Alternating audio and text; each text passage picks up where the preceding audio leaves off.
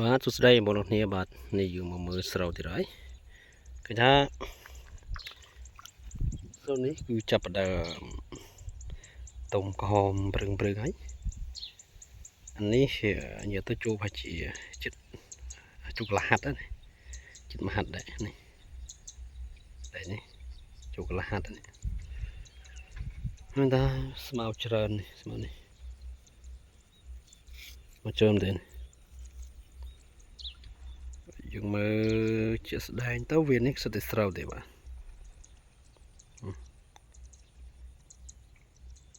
នេះស្រូវនេះក៏ល្អមកគេពឹងសិតតែវាស្រូវទាំងអស់បងប្អូនប្រហែលជា10ថ្ងៃទៀតអាចស្រួលបានវានេះខ្ញុំមើលទិដ្ឋភាពជាក់ស្ដែងបើស្រូវនេះផងសឹងថាមុខជ្រូតនេះស្រូវនេះ